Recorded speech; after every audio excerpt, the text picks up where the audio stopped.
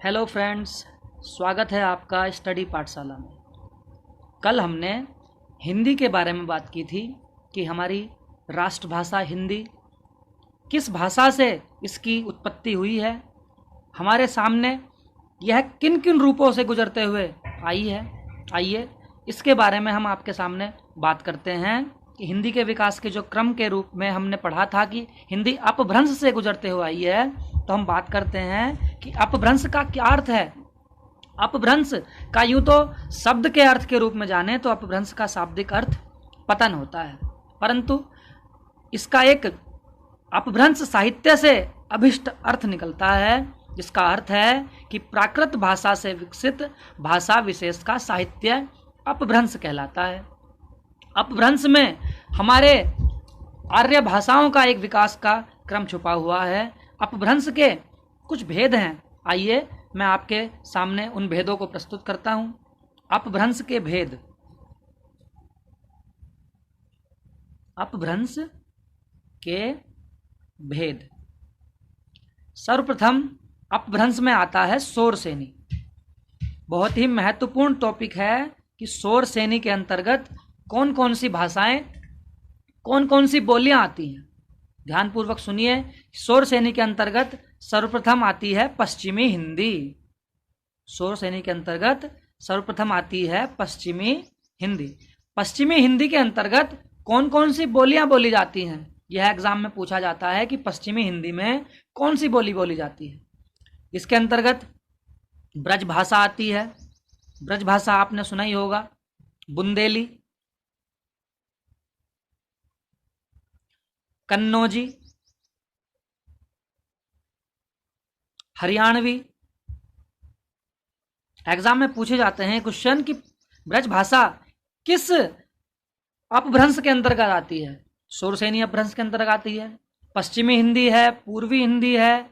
ये सब प्रश्न एग्जाम में पूछे जाते हैं। कोरवी, दक्षिणी, खड़ी बोली, खड़ी बोली। खड़ी बोली के बाद गुजराती। इसके बाद आती है राजस्थानी हिंदी। राजस्थानी हिंदी में आती है मालवी, मेवाती, मारवाड़ी, जयपुरी। उसके बाद पहाड़ी हिंदी। पहाड़ी हिंदी में आती है सर्वप्रथम गढ़वाली भाषा। गढ़वाली के बाद कुमाऊनी, कुमाऊनी के बाद नेपाली, कुमाऊनी के बाद नेपाली बोली। इसके बाद हम चलते हैं अगले अपभ्रंश की ओर। सर्वप्रथम अपभ्रंश था शोर श्रेणी। इसके बाद आता है अपभ्रंश अर्ध मागधी अपभ्रंश। अर्ध मागधी अपभ्रंश। इसके अंतर्गत कौन कौन सी बोलियां आती हैं? इसके अंतर्गत आती है पूर्वी हिंदी, अवधी, बघेली, छत्तीसगढ़ी।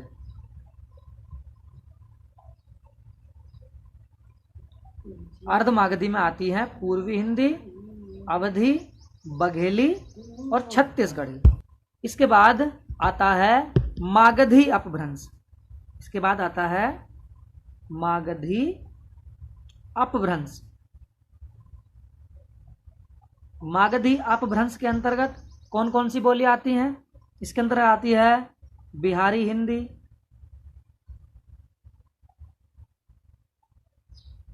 भोजपुरी,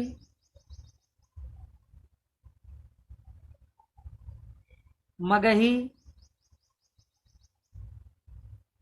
मैथिली।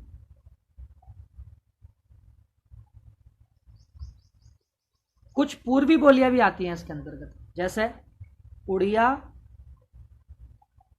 और बांग्ला। ये सब मागधी अपभ्रंश के अंतर्गत बोले जाने वाली बोलियां हैं। इसके बाद आता है महाराष्ट्रीय अपभ्रंश।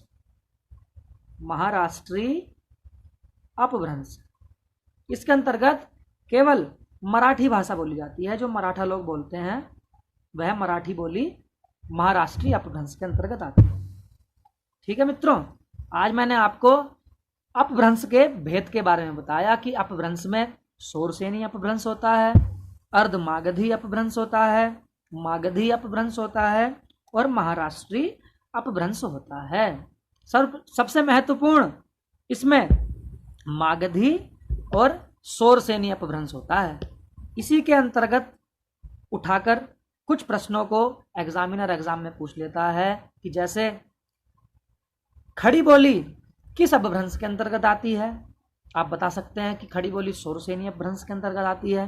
वह पूछ लेगा कि मगही बोली किस अपभ्रंश में आती है, तो आप बता सकते हैं कि मगही बोली मागधी अपभ्रंश के अंतर्गत आती है।